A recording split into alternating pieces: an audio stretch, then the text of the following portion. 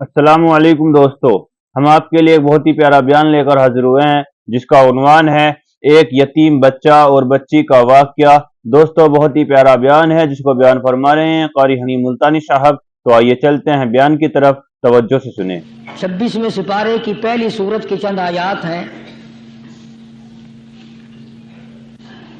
خداوند کریم نے ان آیات میں ایک گروہ کی، ایک طبقے کی، ایک جماعت کی، ایک نوع کے لوگوں کی تعریف فرمائی۔ یعنی اندازہ لگاؤ وہ کتنا متبرک گروہ ہوگا جس کی خود خدا تعریف کرے، وہ کتنے خوش نصیب لوگ ہوں گے کہ جن کی تعریف احکم الحاکمین اپنے کلام میں فرمائے۔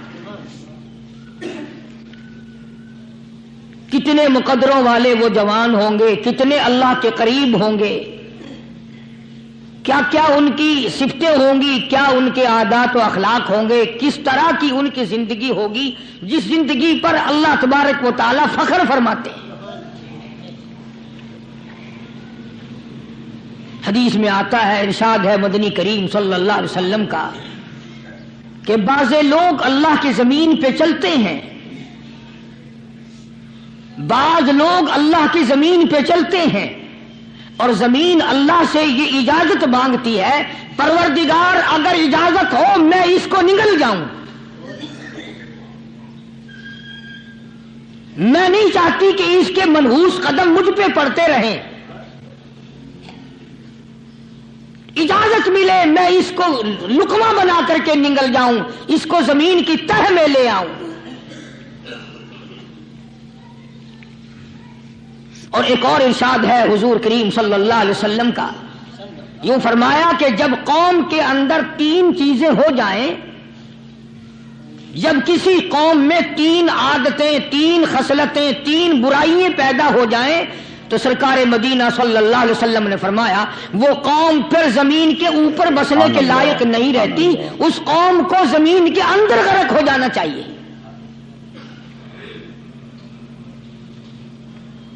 وہ کون سی باتیں ہیں؟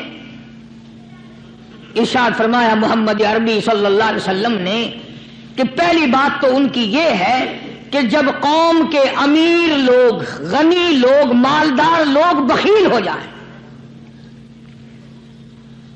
اللہ تعالیٰ نے جو ان کو سرمایہ دیا ہے، رب العالمین نے جو ان کو پیسہ اور دولت دی ہے، اس میں کسی غریب کا وہ حصہ ہی نہ رکھے۔ چنانچہ آج آپ دیکھ لیں فالتو لاکھوں روپیہ لگ جائے گا، لیکن کسی بیوہ کے گھر ایک سیر آٹا دینا، کسی یتیم کے سر پہ ہاتھ پھیرتا ہوا امیر آدمی شرماتا ہے کبھی میرے ہاتھ کی ہتھیلی نہ گھس جائے۔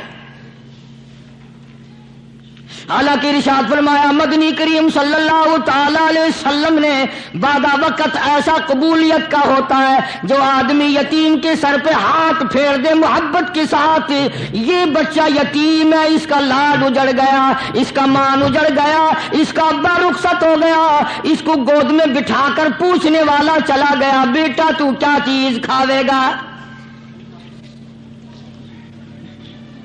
حضور کریم صلی اللہ تعالی علیہ وسلم نے فرمایا جب یتیم کے سر پہ آدمی محبت کے ساتھ، شفقت کے ساتھ ہاتھ پھیرتا ہے، اللہ پاک یوں فرماتے ہیں مجھے اپنی کبریائی کی قسم جتنے بال اس کے ہاتھ کے نیچے آ جاتے ہیں اتنی نیکیاں ہاتھ پھیرنے والے کے نام اعمال میں لکھ دی جاتی ہے۔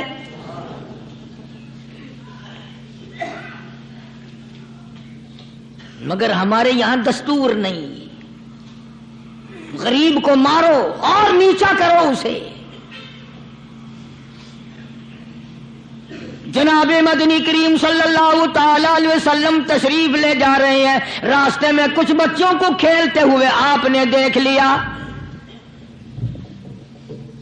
بڑے خوشی سے چھلانگے لگا رہے ہیں، بچے کھیل رہے ہیں، ایک بچہ دیوار کے ساتھ بالکل مونچھا غمزدہ پریشان کھڑا ہے۔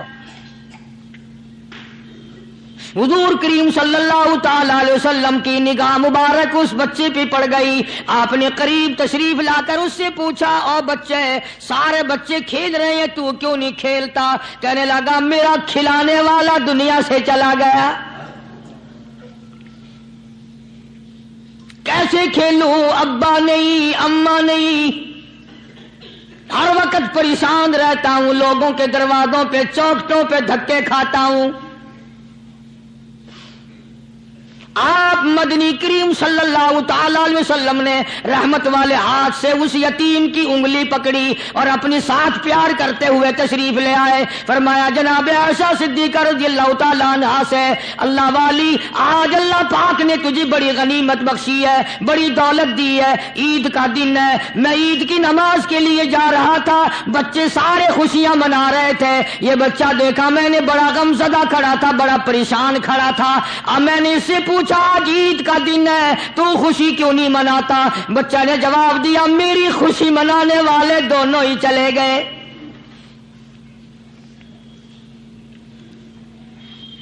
آج اللہ نے یہ موقع بخشا ہے، اسے نہلا دھلا، اس کو نئے کپڑے پہنا. معصوم بچے کے سر پہ ہاتھ پھیرتے ہوئے فرمایا بیٹا گھبرانا، یہ عائشہ صدیقہ تیری اماں ہے، میں محمد الرسول اللہ آج سے تیرا ابا بن گیا ہوں. اللہ. نہلایا دلایا، کھلایا پلایا، ہنسایا، اسے بلایا ساتھ لے کر. جب حضور کریم صلی اللہ تعالی علیہ وسلم ان بچوں کے پاس سے پھر گزرے جو پہلے کھیل رہے تھے، اس زمانے کے تو بچے بھی سمجھدار تھے، آج تو چٹی داڑھی والوں کو سمجھ نہیں ہے. قبر بالکل کنارے، قبر کے کنارے پہ کھڑے ہیں پھر بھی سمجھ نہیں. کسی کو حسد نے مارا، کسی کو تکبر نے مارا، کسی کو دولت کی بیماری نے مارا،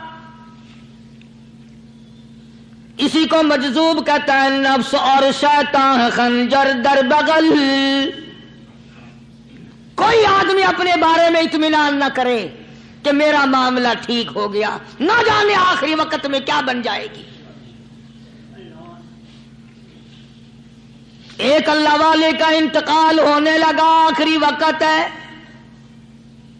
خاندان اس اللہ والے کا چاروں طرف بیٹھا ہوا ہے، مریدین بیٹھے ہوئے ہیں، اللہ والے کے چاروں طرف حلقہ بیٹھا ہوا. آخری وقت ہے. عربی زبان میں جس کا ترجمہ یہ ہے، اس کی زبان سے ایک بات نکلتی ہے، ابھی نہیں، ابھی نہیں، ابھی نہیں، ابھی نہیں، ابھی نہیں.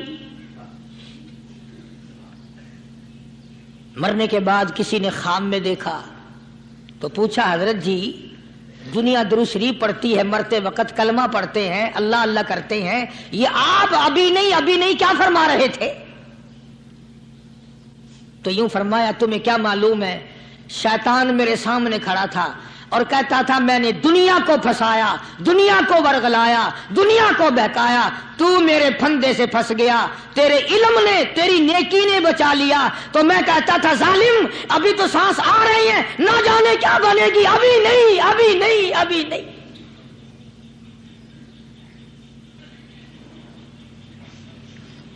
اسی کو مجذوب کہتا ہے کیا معلوم کیا بن جائے گا، کس حال میں دم نکلے گا، رات کو کیا ہو جائے گا، دن کو کیا بن جائے گا. فرمایا نفس اور شیطان ہے خنجر در بغل، نفس اور شیطان ہے خنجر در بغل، وار ہونے کو ہے اے غافل سنبھل. آیا دشمن کا وار. 4 نمازیں پڑھی، باقی ساری دنیا کافر نظر آنے لگ جاتی ہے. میں نمازی ہوں، یہ سارے بے ایمان پھرتے ہیں. شیطان پیدا کرتا ہے یہ چیزیں.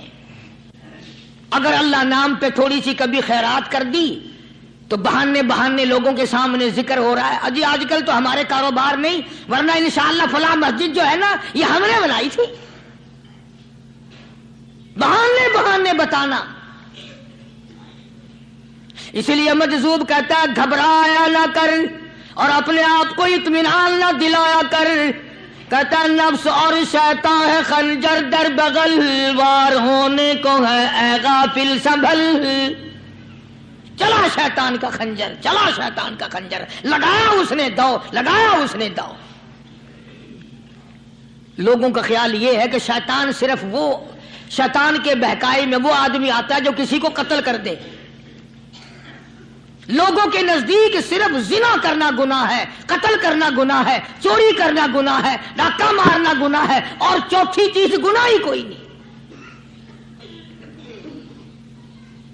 حضرت عثمان غنی ذی النورین رضی اللہ تعالی عنہ کی مبارک مجلس ہے، صحابہ کرام کا دور ہے، نبی کا دوہرا داماد، مجلس ہے عثمان ذی النورین کی۔ ایک آدمی مجلس میں آ کے بیٹھا، حضرت عثمان کی مجلس میں ایک آدمی آ کے بیٹھا تو حضرت عثمان فرماتے ہیں، توجہ، حضرت عثمان فرماتے ہیں، یوں نہیں فرمایا کہ تو نے ایسا کیا ہے، اسے ذلیل نہیں کیا، بلکہ یوں فرمایا لوگوں کو شرم نہیں آتی، لوگ آنکھ کا زنا کر کے میری مجلس میں آ کے بیٹھتے ہیں،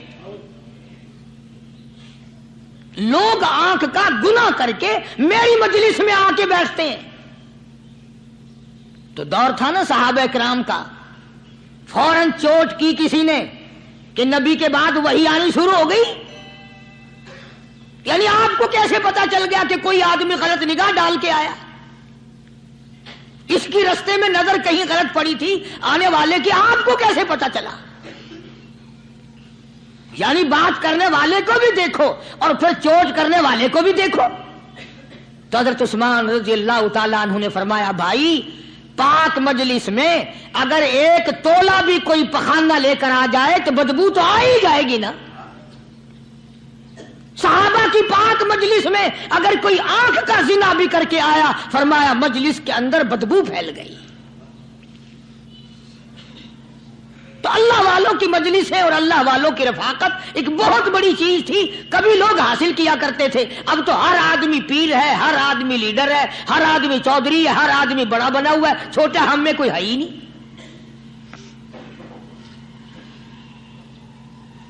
اور ان ولیوں کی بھی الگ الگ بیچاروں کی رمزیں ہوتی ہیں۔ علماء کرام نے لکھا ہے، حضرت خواجہ باقی باللہ رحمت اللہ علیہ دلی میں مزار ہے، بہت بڑے بزرگ گزرے ہیں۔ دیکھو میں ذکر خیر کر رہا ہوں نا، کئی لوگ تمہیں نکلتے ہوئے ٹانگے والے، گھوڑے والے، رکشے والے کہتے ہیں قاری علی ولیوں کو نہیں مانتا۔ میں یہ ذکر خیر ولیوں ہی کا تو کر رہا ہوں۔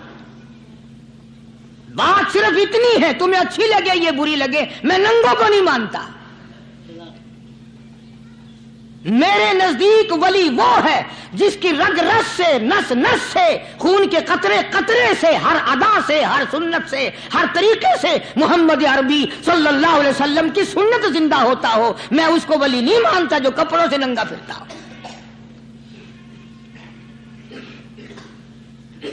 خواجہ باقی باللہ رحمت اللہ علیہ کو بھٹیارے نے دیکھا، ایک تباہی تندور والا، حضرت خواجہ صاحب کو دیکھا کہ جامع مسجد دلی کے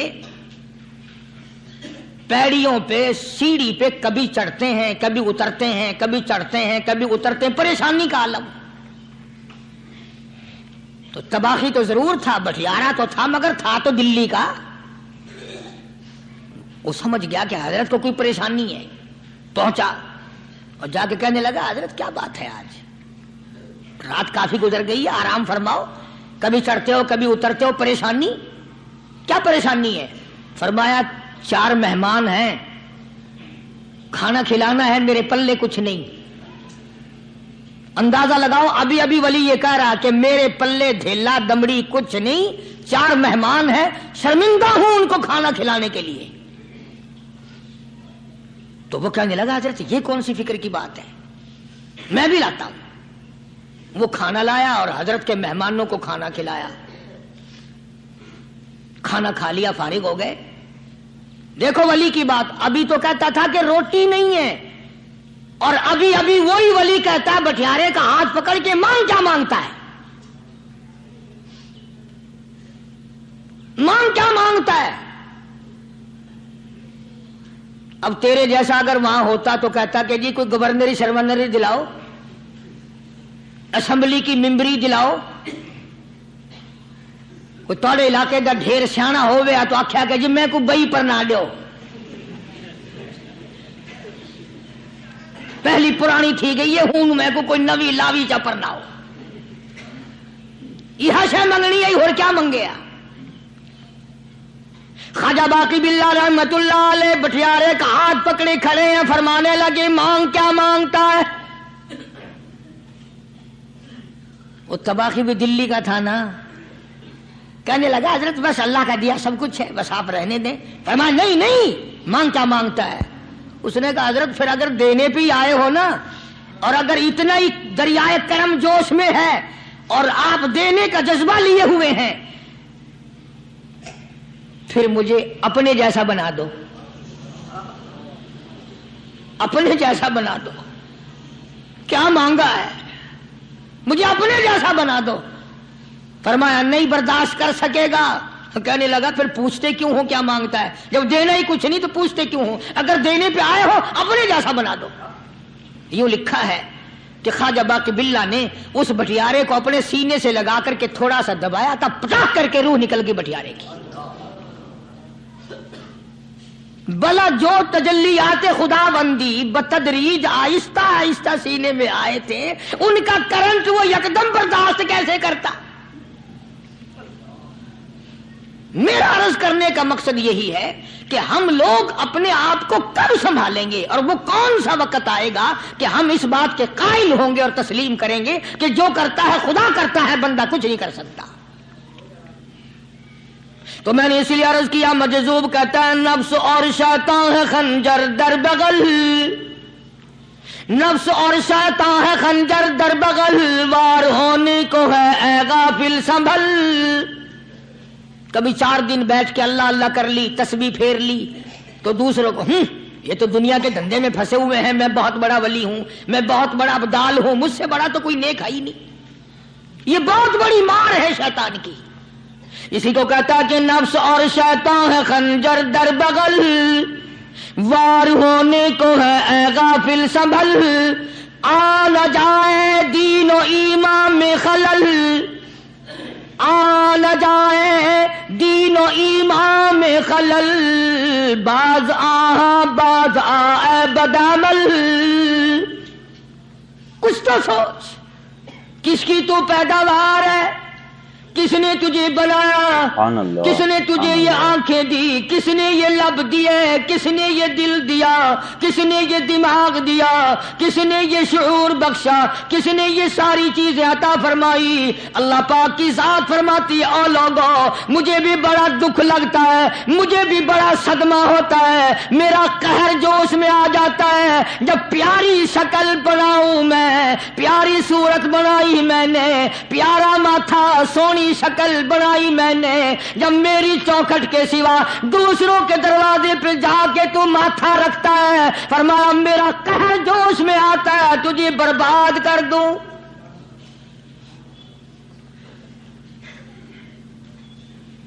سب کچھ میں نے دیا سب کچھ میں نے بخشا اور پھر بھی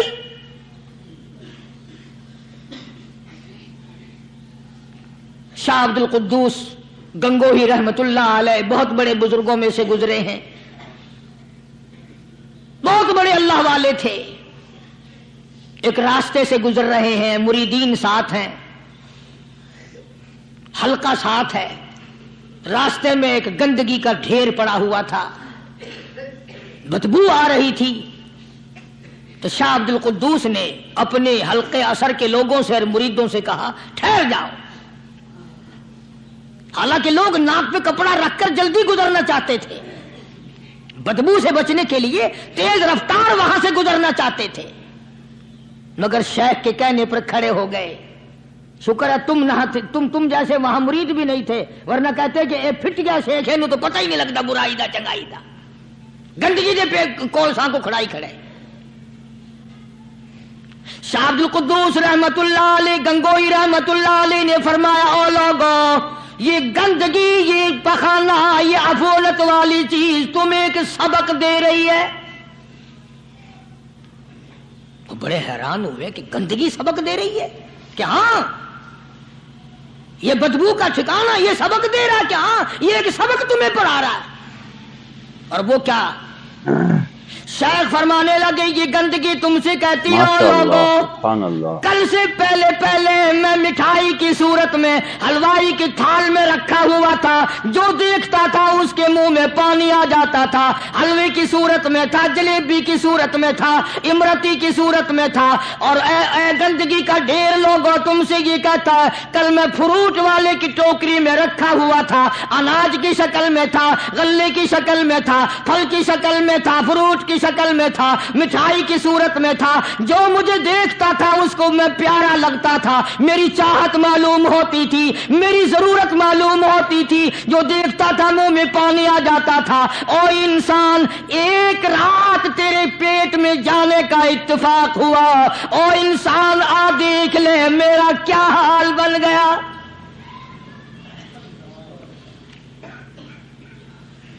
ایک رات تو تیری صحبت میں رہا ہوں، ایک رات تیرے اندر ٹھہرنے کا اتفاق ہوا، دیکھ میرا کیا حال بن گیا.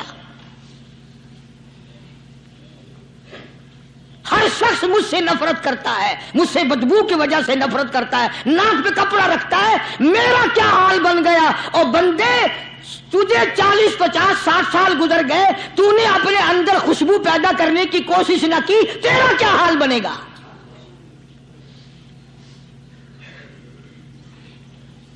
سارے لوگ حیران ہوئے کہ شیخ نے کیا بات فرمائی.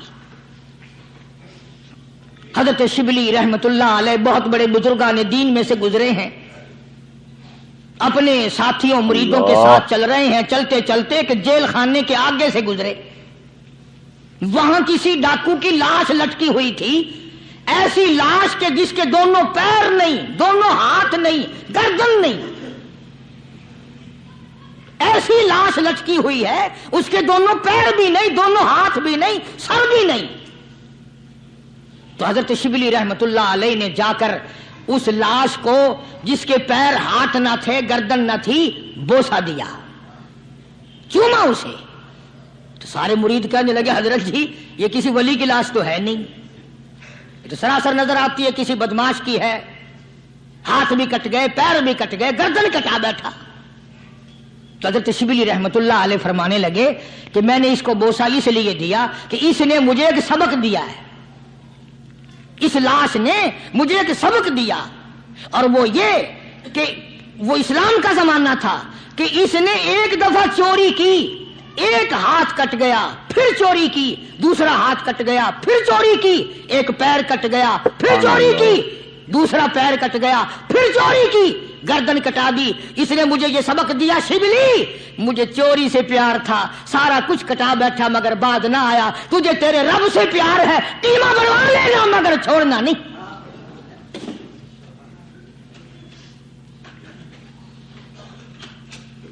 آج ہم اپنی زندگی کا محور آخر کبھی تو چیک کریں. نوجوانوں، پڑھنے والوں، سوچو تو صحیح کہ ہماری سمت کدھر کو ہے، ہمارا رخ کدھر کو ہے، سوچ ہماری کیا ہے اور رفتار ہماری کیا ہے، اور ہم جا کس طرف کو رہے ہیں. اسی کو مجذوب کہتا کہ قدم سوئے مرکز، نظر سوئے دنیا، قدم سوئے مرکز، نظر سوئے دنیا، کدھر جا رہے ہو کدھر دیکھتے ہو. روزانہ قدم بقدم قبر کے قریب ہو رہے ہیں، قبر کے نزدیک آ رہے ہیں. ایک ایک قدم ہمارا آگے سے آگے، آگے سے آگے بڑھ رہا ہے، اور نظر ہماری اوپر اوپر چلی جا رہی ہے. اس سے بڑا بن جاؤں، اس سے بڑا بن جاؤں، اس سے بڑا بن جاؤں. حضرت شیخ عطار فرید الدین رحمت اللہ علیہ بہت بڑے بزرگان دین میں سے گزرے ہیں. اسی بات کو نقشہ کرتے ہوئے فرماتے ہیں کہ مرد راہ راہ بوریا قالین بود، مرد راہ راہ بوریا قالین بود، زاں کے خستش عاقبت بالین بود. اللہ والے کے لیے یہ چٹائی، یہ کھجور کی چٹائی، قالین ہے، غلیچہ ہے، صوفہ سٹا ہے، یہی تخت شہنشاہی ہے. کیوں؟ اس لیے کہ آخر کار سرانا جو ہے وہ کچی مٹی کا بننا ہے. اور شیخ نے بڑی عجیب بات کہی آگے چل کر، کہتا ہے کہ خرقہ پشمینہ را بردوش کن، خرقہ پشمینہ را بردوش کن، شربت ادنا مرادی نوش کن. پرانی گدڑی پرانا کپڑا جو ہے تو اس کو اپنے لیے غنیمت جان، نہ جانے نوا کپڑا آیا نہیں اور تیری زندگی کو فنا ہو جائے. یہی نظر تھی ان حضرات کی. جناب ابو بکر صدیق سب کا رضی اللہ تعالی عنہ خلیفہ بلا فصل ہیں، امیر المؤمنین ہیں، مدنی کریم صلی اللہ تعالی وسلم کے جانشین ہیں، حضور کے سسر ہیں. آخری وقت ہے جناب ابو بکر صدیق رضی اللہ تعالی عنہ کا، بالکل آخری وقت ہے. چنانچہ حضرت عائشہ صدیقہ رضی اللہ تعالی عنہا کے ہاتھ میں صدیق اکبر نے ایک کپڑا دیکھا، نیا، ایک نیا کپڑا دیکھا تو فرمایا بیٹی عائشہ یہ کیا ہے؟ فرمانے لگی ابا میں نے کفن کا کپڑا منگوا لیا، نہ معلوم کس وقت ضرورت پیش آ جائے گی، نہ جانے کس وقت کام آ جائے گا. یعنی آپ کا وقت ہمیں قریب معلوم ہوتا ہے. جناب ابو بکر صدیق رضی اللہ تعالیٰ عنہ نے فرمایا عائشہ ہرگز اجازت نہیں، مجھے نیا کفن پہنانے کی کوئی ضرورت نہیں، مجھے نیا کفن دینے کی کوئی ضرورت نہیں، میری طرف سے قطعی تجھے اجازت نہیں. عرض کرنے لگی ابا جان اب تو میں نے منگوا لیا، اب تو میں نے خرید لیا، اسی ارادے سے خریدا ہے، اسی ارادے سے منگوایا ہے، آپ اجازت دے دیں. رونے لگے. فرمایا عائشہ ہوئی تو تو ام المومنین میں سے ہے، تو نبی پاک صلی اللہ علیہ وسلم کی گھر والی ہے، اور تیری جھولی میں قرآن اترتا تھا، تیری جھولی میں حضور کی وفات ہوئی ہے، تیرے حجرے میں وفات ہوئی ہے، تیری گود میں حضرت کی وفات ہوئی ہے. تو بتا کہ کالی کملی والے صلی اللہ علیہ وسلم کا لباس کیسا تھا؟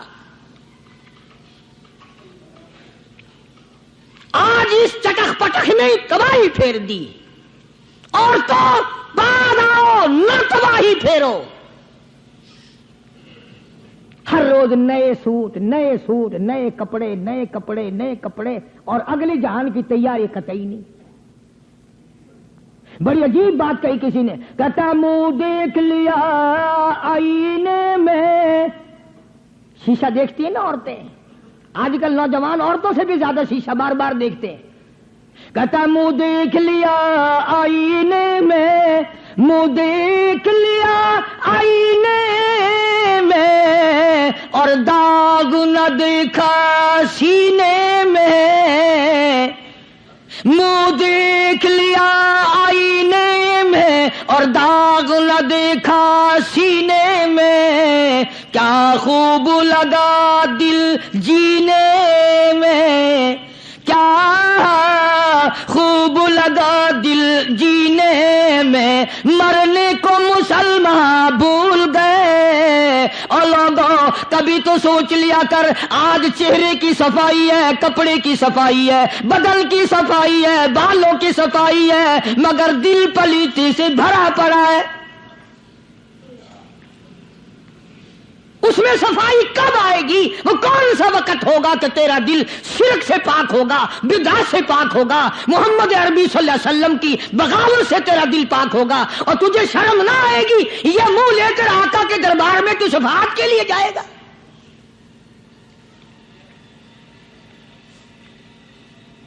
اللہ والوں نے ان معاملات میں بڑے بڑے دکھ اٹھائے ہیں، چاہے ان کو لوگوں نے گالیاں دی، ان کو مارا ہے، مگر پرواہ نہیں کرتے تھے. حضرت مولانا محمد قاسم صاحب نانوتوی رحمت اللہ تعالی علیہ بانی دارالعلوم دیوبند پڑھا رہے تھے حدیث پاک. سبحان اللہ، یہ ہمارے جتنے اللہ والے بزرگ، اللہ والے عالم گزرے ہیں، ساری عمر حدیث پاک پڑھائی. ان کی زبان مدنی کریم کا فرمان. سبحان اللہ، ساری رات سارا دن. کسی نے 50 برس، کسی نے 40 برس، کسی نے 60 برس، کسی نے 30 برس، رات دن قال قال رسول اللہ صلی اللہ علیہ وسلم، ہر وقت. تو مولانا نانوتوی کی کسی نے چگلی کری، انگریز گورنمنٹ تھی کہ اس نے تمہارے خلاف چھاونی بنائی ہے، یہ جو اس نے مدرسہ بنایا یہ تمہارے خلاف سازش ہے. مسلمان افسر تو یوں ہی دستخط کر دیتا ہے نا اندھا ہو کے, کبھی نہیں فائل پڑے گا کہ اس میں ہے کیا, چاہے خود اس افسر کی پھانسی پہ دستخط کروا لو. انگریز پھر ہوشیار تھا, انہوں نے کہا اچھا ہم انکوائری کریں گے.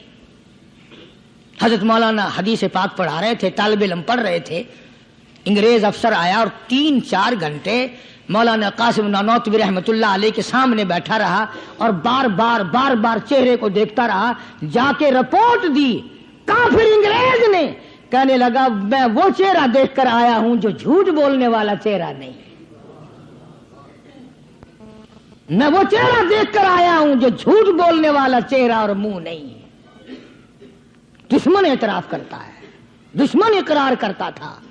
علامہ انور شاہ کشمیری رحمت اللہ علیہ سہارنپور کے اسٹیشن پہ, ریلوے اسٹیشن پہ ٹکٹ لینے کے لیے کھڑکی کے سامنے آئے اور ٹکٹ کلرک کو پیسے دیے, اس نے ٹکٹ دیا, حضرت کو ٹکٹ دے کر پچھلی طرف سے گیٹ ہوتا ہے, دوڑ کر آیا اور آ کے کہنے لگا مولانا, ہندو تھا وہ, مولانا میں نے آپ کو ریل گاڑی کا ٹکٹ دے دیا, آپ مجھے جنت کا ٹکٹ دیں, کلمہ پڑھاؤ, مجھے کلمہ پڑھاؤ. حضرت شاہ صاحب نے پوچھا کہ بھائی تجھے کیا چیز نظر آئی؟ کہنے لگا جی دیر نہ کرو, جب کھڑکی میں سے آپ کی شکل نظر آئی نا, جو خدا اتنے حسین اتنی بہترین صورت بنا سکتا ہے وہ خود کتنا حسین ہوگا. میں ان اللہ والوں کا غلام ہوں جن کی شکلیں دیکھ کر کافر مسلمان بنتے تھے, اور جن کو تم شاہ صاحب کرتے پھرتے ہو, کبھی نظر جما کے ذرا چہرہ تو دیکھا کرو. سبحان اللہ, کوئی چیز انشاءاللہ نظر نہیں آئے گی. تو میں عرض کر رہا تھا کہ اللہ والے کبھی بھی غلط راستہ کسی کو نہیں دکھایا کرتے, اور وہ اندر کی بیماریوں کا علاج کرتے ہیں, اندر کی بیماریوں کا. سرتاج الاولیاء حضرت مولانا احمد علی صاحب لاہوری سب کہہ دو رحمت اللہ علیہ, اللہ اتنے جلیل القدر ولی تھے. علماء نے یوں لکھا ہے کہ پوری امت میں سے 2 آدمیوں کی قبر سے جنت کی خوشبو آئی, پوری امت میں سے, ایک امام بخاری اور ایک مولانا احمد علی لاہوری رحمہ اللہ. قبر کی مٹی سے جنت کی خوشبو. تو کیوں نہیں ہم ان لوگوں کی تابع داری کرتے, اور کیوں نہیں ہم اپنے حلقے اثر میں ایسے بزرگوں کا طریقہ کار لاتے جو ہمیں سیدھا منزل مقصود تک لے جائے. اسی کو کہتا ہے کہ مسلک سنت پہ ایسا لکھ چلا جا بے دھڑک, مسلک سنت پہ ایسا لکھ چلا جا بے دھڑک, جنت الفردوس کو سیدھی گئی ہے یہ سڑک. تو جناب ابو بکر صدیق رضی اللہ تعالی عنہ نے حضرت عائشہ سے بار بار فرمایا کہ نیا کفن ڈالنے کی مجھ پہ ہرگز اجازت نہیں. اور جب جناب رسول کریم سب کہہ دو صلی اللہ علیہ وسلم کے بارے میں حضرت صدیق اکبر رضی اللہ تعالیٰ عنہ نے جناب عائشہ صدیقہ رضی اللہ تعالیٰ عنہ سے پوچھا کہ حضور کا کیا لباس تھا اور حضور کے کیسے کپڑے تھے, تو حضرت عائشہ رونے لگی, اور جب بتایا تو حضرت عائشہ کو فرمایا بیٹی یہ نیا کفن جو تو نے منگا لیا ہے اس کا کفن پہن کر قبر میں جانے سے کوئی فائدہ نہیں. وہاں نئے کپڑے کا لحاظ نہیں, وہاں خوبصورت کپڑے کا لحاظ نہیں, وہاں اچھے کپڑے کا لحاظ نہیں, وہاں تو اعمال دیکھے جائیں گے. وہاں تو اعمال کی ضرورت ہے, کپڑوں کو کوئی نہیں دیکھتا. وہاں جانشین پیغمبر فرماتے ہیں عائشہ یہ کپڑا سنبھال کر رکھ لے, مدینے کی کسی بیوہ کا دوپٹہ بن جائے گا, کوئی پردہ کر لے گی, مدینے کے کسی یتیم کا کرتا بن جائے گا. میں کل نیا کفن لے کر جاؤں مجھے کیا فائدہ ہوگا؟ دعا کر کہ میں اپنے محبوب حضور کریم صلی اللہ علیہ وسلم کے دربار میں جب جاؤں تو مجھے شرمندگی اٹھانی نہ پڑے. چنانچہ حضرت ابو بکر صدیق رضی اللہ تعالی عنہ کو وہ کفن نیا نہیں دیا گیا. اب ایک اور آخری بات بڑی عجیب ہے, بڑی اچھی ہے, دل کی تختی پہ لکھ کے لے جاؤ, لڑائی بڑھائی والی بات نہیں, لکھ کے لے جاؤ, انشاءاللہ ذمہ دار ہوں. جناب فاطمۃ الزہرا رضی اللہ تعالیٰ عنہا پیغمبر کی لختے جگر، نبی کی نور نظر، حسنین کریمین کی اماں علی مرتضی رضی اللہ تعالیٰ عنہ کی گھر والی فوت ہو گئی، ماشاءاللہ، وفات پا گئی، انتقال فرما گئی۔ جب قبر میں جناب خاتون جنت رضی اللہ تعالی عنہا کو اتارنے لگے، حضرت ابو ہریرہ رضی اللہ تعالی عنہ نبی کا دیوانہ یوں قبر پہ کھڑا ہو گیا، قبر کی طرح منہ کر کے اندر کو منہ کر کے کہنے لگا، قبر تجھے کیا معلوم ہے آج ہم تیرے اندر کس کو رکھ رہے ہیں؟ یہ کالی کملی والے کی لخت جگر ہے، یہ نبی کی نور نظر ہے، یہ حسنین کریمین کی اماں ہے، علی مرتضی کی گھر والی ہے، اور قبر یہ عام جنازہ نہیں، عام میت نہیں، یہ امام الانبیاء محبوب کبریا کی بیٹی ہے، خاتون جنت ہے۔ صحابی نے یوں قبر کو منہ لگا کر آواز دے دی۔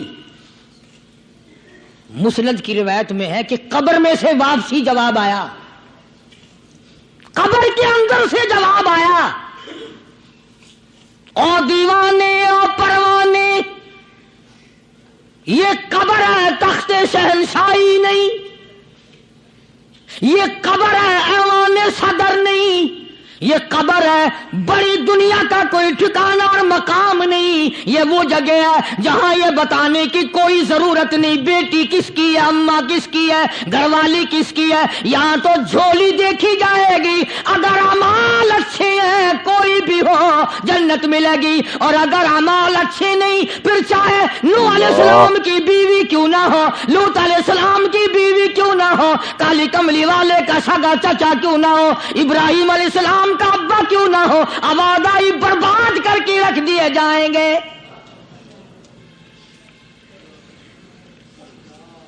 یہ تو عمل کی جگہ ہے، عمل کی۔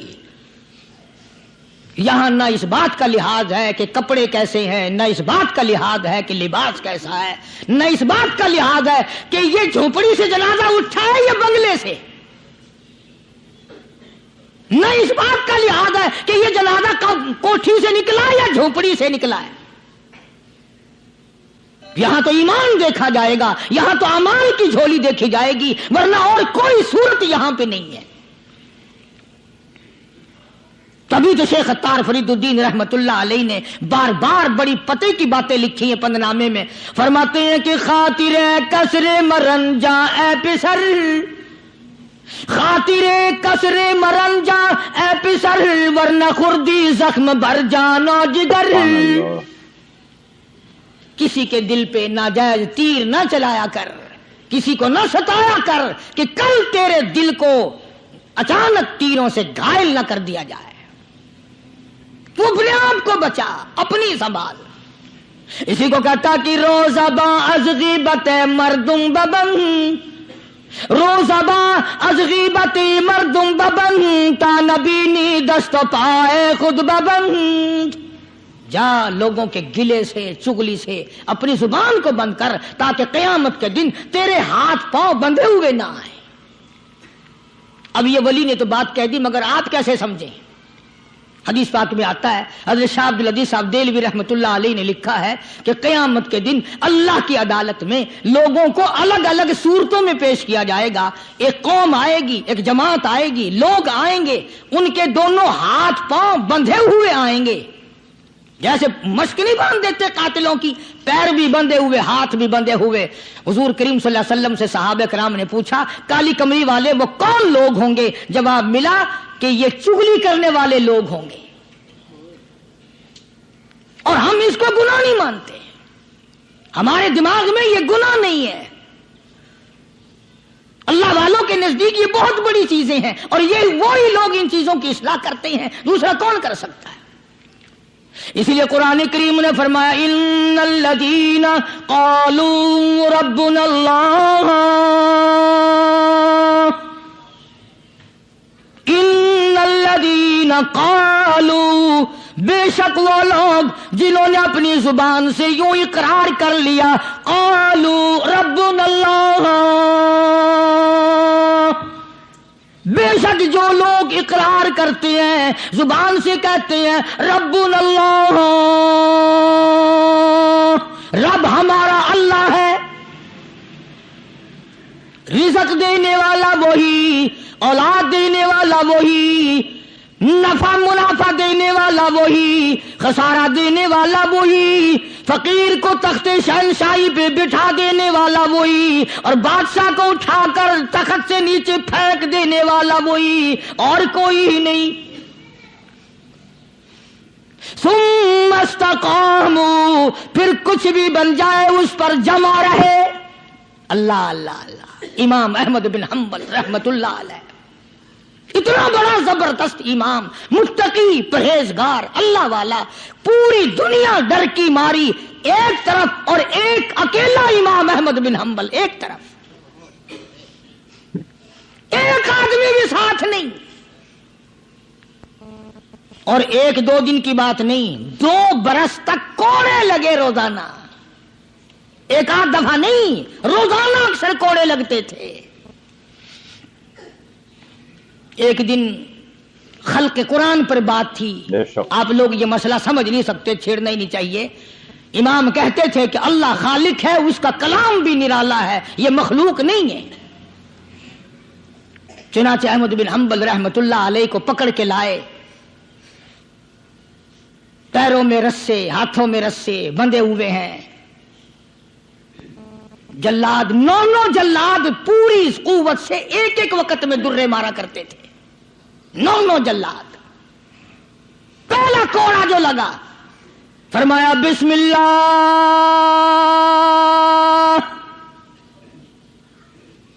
دوسرا کوڑا پڑا، فرمایا الحمدللہ، تیسرا کوڑا لگا، فرمایا الا ان کلام اللہ غیر مخلوق، خبردار اللہ کا کلام مخلوق نہیں۔ جس بات پہ کوڑا لگا تھا وہی اعلان پھر کیا۔ علماء نے لکھا ہے کہ ایک جلاد نے اتنا زور سے کوڑا مارا کہ جو سلوار یا پاجامہ پہن رکھا تھا، اندازہ لگاؤ چمڑے کا کیا بنا ہوگا، کمر بند ٹوٹ گیا، زار بند ٹوٹ گیا کوڑے کی ضرب سے۔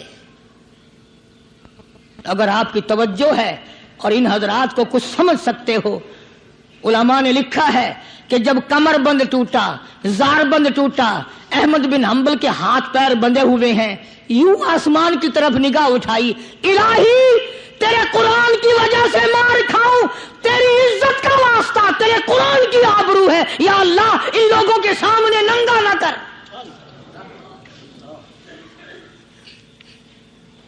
میرے ہاتھ بندھے ہوئے ہیں، میرے پیر بندھے ہوئے ہیں، میں نے چوری نہیں کی، میں نے ڈاکہ نہیں مارا، میں نے قتل نہیں کیا، میں تیرے قرآن کے پیچھے مار کھا رہا ہوں، الہی میری آبرو تیرے قرآن کی آبرو، تیرے قرآن کی آبرو تیری آبرو۔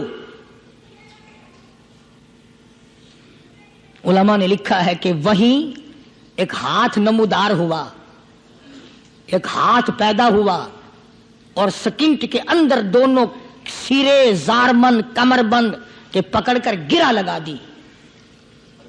وہی ایک ہاتھ پیدا ہوا، اور اس ہاتھ نے صرف ہاتھ دکھائی دیا، گرا لگا دی۔ احمد بن حنبل رحمت اللہ علیہ سے کسی نے دوسرے وقت میں بڑا اصرار مجبور کر کے پوچھا کہ احمد بن حنبل یہ ہاتھ کس کا ہو سکتا ہے جو ہاتھ آیا تھا، کوئی پہچان ہے؟ امام صاحب نے فرمایا ہاں، جناب رسول اللہ صلی اللہ علیہ وسلم کا دست مبارک تھا۔ میں یہ عرض کر رہا تھا کہ آج ہم لوگوں کو نہ کھرے کھوٹے کی پہچان ہے، نہ برے بھلے کی پہچان ہے۔ لوگوں دنیا کے معاملے میں بڑی آنکھیں کھول کے چلتے ہو، دین کے بارے میں اندھے بن کے نہ چلو، عقل کرو، سمجھو۔ اس لیے قرآن نے فیصلہ کر دیا، ان الذین قالوا ربنا اللہ ثم استقاموا فلا خوف علیہم ولا هم یحزنون۔ اصحاب الجنت خالدین فیہا جزاء بما کانوا یعملون۔ یہی لوگ جنتی ہیں، اللہ فرماتے ہیں میں ان کے اعمال کے بدلے ان کو بڑے اچھے اچھے عطا کروں گا۔ یہ تھا ان آیتوں کا حاصل اور ترجمہ جو میں نے ذکر کر دیا۔ اللہ تبارک و تعالی ہم سب کو اللہ والوں کی مجلس نصیب فرمائے، اللہ والوں کی باتیں نصیب فرمائے، ان پہ عمل کرنے کی توفیق عطا فرمائے۔ وآخر دعوانا ان الحمدللہ رب العالمین۔ ماشاء اللہ، سبحان اللہ، سبحان اللہ۔ دوستو، حضرت نوح علیہ السلام کا تذکرہ قرآن مجید میں 42 جگہ آیا ہے۔ حضرت آدم کی اولاد دنیا میں خوب بڑھی، آہستہ آہستہ یا خدا کو بھولتے گئے جس نے اسے پیدا کیا تھا اور جو ان کا پالنے والا تھا، اور شیطان کے بہکاوے میں آنے لگے جس نے حضرت آدم علیہ السلام کو جنت سے نکلوا دیا تھا۔ شیطان کے بہکاوے میں آ کر یہ لوگ بتوں اور آگ، سورج وغیرہ کو پوجنے لگے اور ایک خدا کے بجائے مٹی اور پتھر کے بہت سے خدا بنا لیے، اپنے ہاتھ سے اپنا خدا بناتے اور پھر انہیں سے مانگتے، حالانکہ یہ مٹی اور پتھر کے خدا اپنے لیے بھی کچھ نہ کر سکتے تھے، ان کے لیے کیا کرتے۔ اللہ تعالیٰ نے جو اپنے بندوں سے بڑی محبت رکھتا ہے اس کو یہ کبھی گوارا نہیں کہ اس کے بندے شیطان کے بہکاوے میں آ کر اللہ کے علاوہ کسی اور کی عبادت کرنے لگے اور اس کی سزا میں مرنے کے بعد دوزخ میں جلیں۔ اللہ پاک نے حضرت نوح علیہ السلام کو اپنا نبی بنا کر بھیجا۔ اس زمانے میں لوگوں کی عمریں بہت بڑی بڑی ہوتی تھی۔ حضرت نوح علیہ السلام 950 سال تک اپنی قوم میں وعظ کرتے رہے کہ اے لوگو، صرف ایک اللہ کی عبادت کرو اور میرا کہنا مانو، وہ تمہارے گناہ بخش دے گا۔ لیکن لوگوں نے حضرت نوح علیہ السلام کی بات نہ مانی اور اپنے کانوں میں انگلیاں دے لی اور کپڑے اوڑھ لیے تاکہ حضرت نوح علیہ السلام کی آواز کانوں تک نہ پہنچ سکے۔ حضرت نوح علیہ السلام نے ہمت نہ ہاری، وہ برابر سمجھاتے رہے اور کہتے رہے، اے لوگو، اللہ سے معافی مانگو، وہ بڑا معاف کرنے والا ہے۔ وہ تم پر آسمان سے بارش برسائے گا تاکہ تم خوب اناج پیدا کر سکو اور اس کے ذریعے سے بڑے بڑے باغ پیدا کر دے گا، ان میں نہریں پیدا کر دے گا، تمہیں مال و دولت دے گا اور بیٹا دے گا۔ تمہیں کیا ہو گیا ہے کہ تم خدا کو نہیں مانتے، حالانکہ اس نے آسمان بنائے، چاند اور سورج بنائے، اس نے تم کو مٹی سے پیدا کیا اور پھر اسی مٹی میں ایک دن تم مل جاؤ گے اور پھر قیامت کے دن اسی مٹی سے تم کو دوبارہ زندہ کرے گا۔ لیکن لوگوں نے اپنے بتوں کو نہیں چھوڑا اور حضرت نوح علیہ السلام سے کہنے لگے کہ ہم اپنے بتوں کو ہرگز نہ چھوڑیں گے اور ہم تو تم کو اپنے جوش آدم دیکھتے ہیں اور تمہارا کہنا بھی صرف چند غریب لوگوں نے مانا اور ہم تو تم کو جھوٹا سمجھتے ہیں۔ حضرت نوح علیہ السلام نے کہا کہ اے میری قوم، میں تم کو جو نصیحت کرتا ہوں اس کے بدلے میں تم میں سے کوئی مال دولت نہیں چاہتا، اور جو غریب آدمی مسلمان ہوئے ہیں اور اللہ پر ایمان لائے ہیں ان کو میں اپنے پاس سے تمہارے کہنے سے نکالوں گا نہیں۔ اگر میں ان کو اپنے پاس سے نکال دوں گا تو خدا کے عذاب سے مجھے کون بچائے گا؟ اگر میں ایسا کروں گا تو بہت ناانصافی ہوگی۔ ان کی قوم کے لوگوں نے کہا، اے نوح، تم بھی ہم میں سے جھگڑا بہت کر لیے، اب اگر تم سچے ہو تو جس عذاب سے تم ہم کو ڈراتے ہو وہ لے آؤ۔ حضرت نوح علیہ السلام نے کہا کہ جب اللہ پاک چاہیں گے عذاب لے آئیں گے۔ اللہ تعالیٰ نے حضرت نوح علیہ السلام کے ذریعے سے حکم بھیجا کہ تمہاری قوم میں جو لوگ ایمان لا چکے ہیں ان کے علاوہ اور کوئی ایمان نہ لائے گا، تم غم نہ کرو، ایک کشتی بناؤ۔ حضرت نوح علیہ السلام نے خدا کے حکم کے مطابق کشتی بنانی شروع کی، تو جب ان کی قوم کے سردار ان کے پاس سے گزرتے تو ان کو کشتی بناتے ہوئے دیکھتے تو ان کا مذاق اڑاتے۔ حضرت نوح علیہ السلام ان کے مذاق کے جواب میں کہتے کہ آج مذاق کر لو، کل جب تمہارے اوپر عذاب آئے گا تو اس وقت ہم تمہارا مذاق اڑائیں گے۔ آخر اللہ تعالیٰ نے عذاب اس کے وعدے کے مطابق آیا، زمین سے پانی نکلنا شروع ہوا اور آسمان سے بارش آنی شروع ہوئی۔ اللہ تعالیٰ نے حضرت نوح علیہ السلام کو حکم دیا کہ سب جانوروں کو ایک کا एक एक जोड़ा किश्ती में सवार कर लो, और जो लोग तुम्हारे ऊपर ईमान लाए हैं यानी मुसलमान हो गए हैं उनको सवार कर लो। हजरत नूह अलैहिस्सलाम ने उस किश्ती में सवार होने वालों से कहा कि अल्लाह ताला का नाम लेकर इस किश्ती में सवार हो जाओ कि इसका चलना और ठहरना उसी के हाथ में है। अल्लाह ताला बड़ा बख्शने वाला मेहरबान है।